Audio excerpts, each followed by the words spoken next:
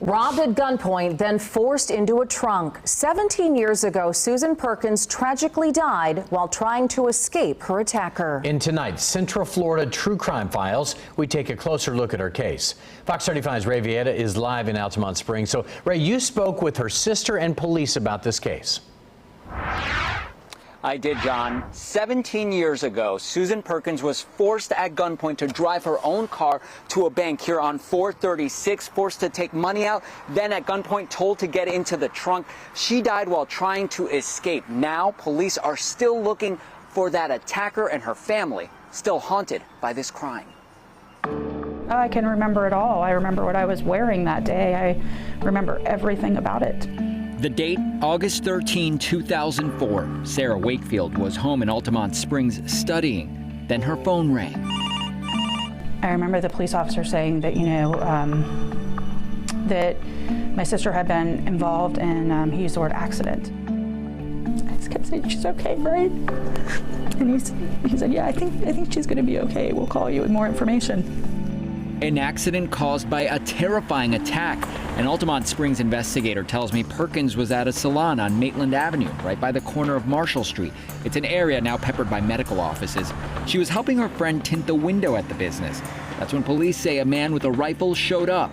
The suspect ordered Susan, the victim, and the other female victim into Susan's red Ford Focus. Investigators say the suspect forced them to drive to a nearby bank and take money out. Then police say he forced both women into the trunk of Susan's car. Susan's friend was able to jump out. On the corner of Orange Drive and Boston Avenue, Susan jumped out. When they leapt out of the trunk, this is where they jumped out from. Susan hit her head, the injury traumatic, ultimately fatal. Sarah will never forget that hospital visit.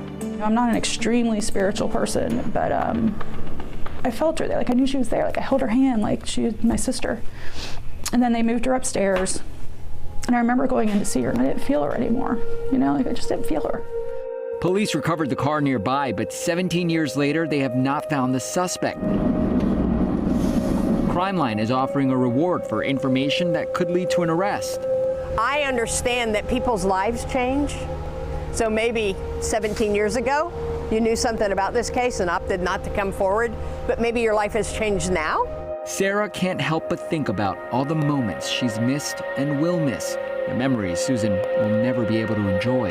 Not just with, my family, but with, her boys that have grown up into such wonderful, wonderful young men. Every big event, I feel like I'm getting further and further away from her because she's not here for those big events.